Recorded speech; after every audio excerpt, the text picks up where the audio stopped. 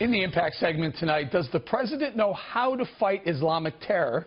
In a stunning move, Mr. Obama is being fiercely criticized over his Syria policy from people within his own administration.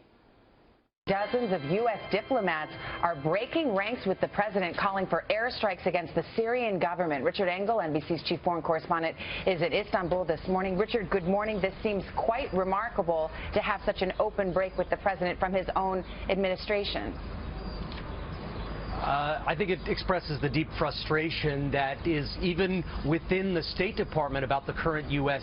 policy in Syria. Don't forget, 400,000 people have been killed in this 5-year conflict. Well, that follows an amazing contrast between President Obama and CIA Director John Brennan over where things stand with ISIS.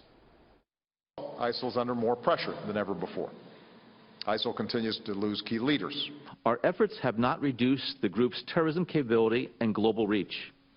The resources needed for terrorism are very modest, and the group would have to suffer even heavier losses on territory, manpower, and money for its terrorist capacity to decline significantly. Joining us now to analyze from Washington, David Tafuri, a former State Department official, and with us in studio, Ryan Morrow of the Clarion Project. David, you saw it right there. President Obama says one thing, John Brennan says another on several occasions with regard to Syria. And now within the State Department, some 50 people signed a memo saying our Syria policy is all messed up. He doesn't know what he's doing. Well, I don't see a disagreement between Obama and Brennan. Really? Obama is saying... You don't see a disagreement? No, there's not a disagreement. President Obama says let's bring more refugees, and Brennan says, by the way, this refugee program, ISIS fighters may actually be coming in through that program, for one. What President Obama is saying is true, which is we are making progress against ISIS in certain aspects. We've taken back territory, we've taken out leaders, we've reduced the number of fighters, and we're making an impact on the ground, on the battlefront in Iraq and Syria. What Brennan is saying, that doesn't mean there's still not a terrorist threat. Of course there is.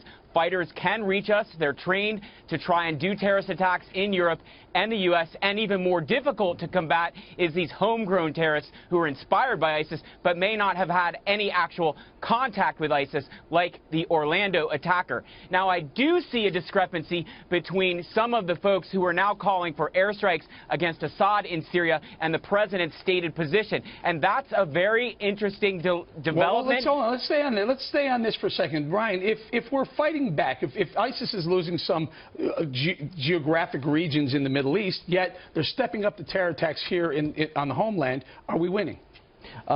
I would say that we are making progress, and Brennan did say that, but President Obama is overselling it. And the problem there is that allows ISIS to beat expectations. And when they beat expectations, it's viewed as success that is an endorsement from Allah. And so we need to change that. And the only way you change that is that you smash their sites in Raqqa, you smash their sites in their ideological capital of Dabiq, and you hit them so hard that they wonder why Allah ditched them. And that can happen. If they lose, it's viewed as Allah taking the blessing away, and that's how you fight an ideological war. Now, David, we talked about John Brennan having a little bit of difference with President Obama on whether we're winning and what are the methods that ISIS will be attacking us. But also, James Comey had differences of opinion with President Obama whether or not we're winning. He said we have over 1,000 open investigations on homegrown terror right here, yet President Obama, you listen to him, things are going in the right direction. Again, he didn't directly contradict the president. This is a complicated situation. The battle against ISIS has many fronts. There's the front in Iraq and in Syria. There's the home front protecting us from terrorists. There's the capability of shutting them off from social media so that they can't recruit new forces. And we have to look at each separately. We are making some progress in Iraq, and in Syria.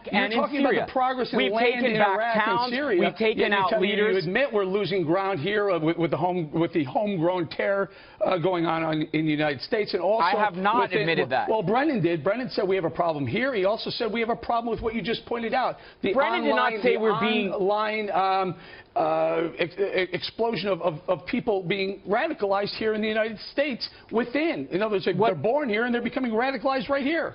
What Brennan said was smart and wise, which is we have to continue to be vigilant here in the U.S. and we have to expect there will be more attacks. That does not contradict the president. Well, we should be doing that. David, now, please, the president is simply saying we're winning and everything's fine. Ryan, I'm trying to figure out where we are winning. He has a CIA director telling us we have problems. He has the FBI director telling us we have problems. He's got 50 people within the State Department saying it's not working. Who's advising this guy? Well, here is how you reconcile the two positions, which is that ISIS is losing territory in Iraq and Syria, and that's very important. But, as Brennan said, it has not resulted in a reduction of their terrorist capability, and that goes back to the ideology. That's why it's so important to identify the threat as Islamism. You know what you're saying? You're saying you're a football team, and you're gaining all these yards, but you're never getting in the end zone, and the other team is still scoring. Right, so they're still going to win the game. Right, so it's incomplete, and that's the point I'm trying to make, is that it's very important that you take territory away, and you take away that momentum so that they can't claim to be successful. But if you're not going after the Islamist ideology as a whole, which is held by groups besides ISIS, then you're not going to get at what creates ISIS. You will destroy ISIS, it will be replaced the next day by another group. David, I'll use the same analogy with you. Our team is definitely scoring more. We're gaining more yards on the football field, but they have more touchdowns. They're winning, yet our president, our coach says, guess what, guys, we're winning. We're not. No, the big prize is in Iraq and in Syria, and it's taking back their strongholds in Mosul and Raqqa. 49 innocent people were killed last weekend. The big prize, they're winning the big prizes. We aren't. We can't stop every attack here, unfortunately. We wish we could, and we especially cannot stop every homegrown terrorist attack when we don't even know that they are sympathizing with ISIS, that they've connected with ISIS, and that they're planning to do an attack like this. We need to try, we need to do better, but let's look at the real prize, which is in Iraq and in Syria, and taking them out of their strongholds, and we're making progress. Have we gotten the touchdown there yet? No, we have not. Can we do a better job? We need to start putting some points on the board, David. We have to do a better job of arming and supporting the indigenous forces on the ground in Iraq and Syria so we can take back those cities, and that should be the plan. Muslim allies have been ignored for far too long. All right, I got to go right now. Gentlemen, thank you very much.